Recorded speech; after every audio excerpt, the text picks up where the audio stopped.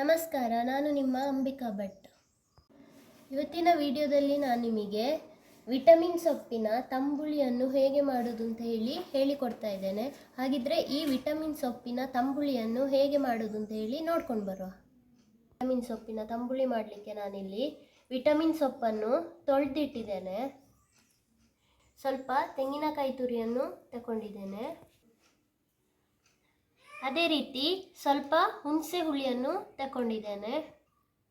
ಒಂದು 8 ರಿಂದ 10 ಗಾಂಧಾರಿ ಮೆಣಸನ್ನು ತಗೊಂಡಿದ್ದೇನೆ.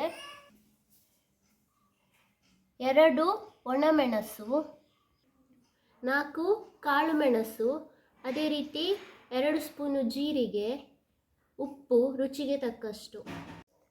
ಒಗ್ಗರಣೆಗೆ ಸಾಸಿವೆ, ಜೀರಿಗೆ, ಒಣಮೆಣಸು ಹಾಗೂ ಕರಿಬೇವು.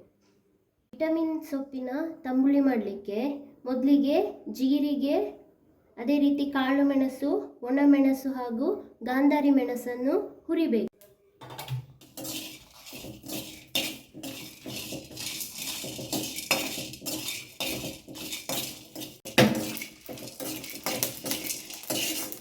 ನೋಡಿ, ಇದೀಗ ಹುರಿದಾಗಿದೆ.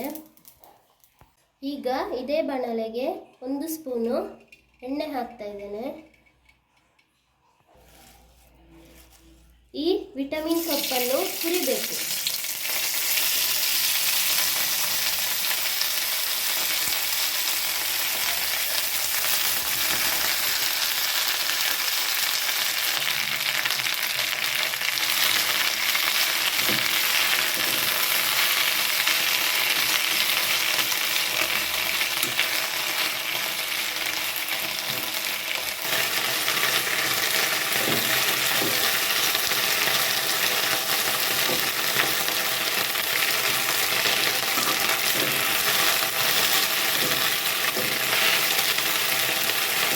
ನೋಡಿ, ಇದೀಗ ಚೆನ್ನಾಗಿ ಬಾಡಿದೆ.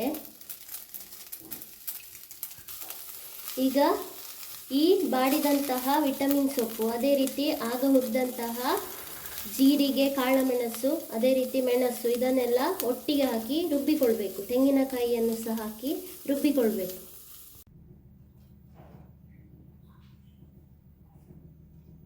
ನೋಡಿ, ಈ ಹುಣಸೆ ಹುಳಿಯನ್ನು ಸಹ ನಾನೀಗ ರುಬ್ಬಿಕೊಳ್ಳಿಕ್ಕೆ ಹಾಕ್ತಾ ಇದ್ದೇನೆ. ಉಪ್ಪನ್ನು ಸಹ ರುಬ್ಬಲಿಕ್ಕೆ ಹಾಕ್ತಾ ಇದ್ದೇನೆ. ಇದನ್ನೆಲ್ಲ ಹಾಕಿ ನುಣ್ಣಗೆ ರುಬ್ಬಿಕೊಳ್ಬೇಕು. ನೋಡಿ, ಇದೀಗ ರುಬ್ಬಿ ಆಗಿದೆ. ಇದಕ್ಕೆ ನಾವೀಗ 2 ಗ್ಲಾಸಿನಷ್ಟು ನೀರನ್ನು ಹಾಕುವ.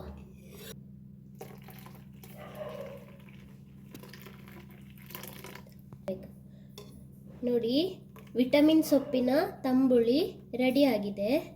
ಈಗ ನಾವು ಈ ತಂಬುಳಿಗೆ ಒಂದು ಒಗ್ಗರಣೆಯನ್ನು ಕೊಡುವ.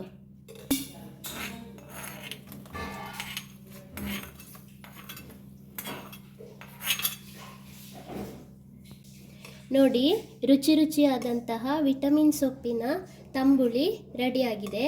ನೀವು ಸಹ ನಿಮ್ಮ ಮನೆಯಲ್ಲಿ ಈ ತಂಬುಳಿಯನ್ನು ಮಾಡಿ ನೋಡಿ.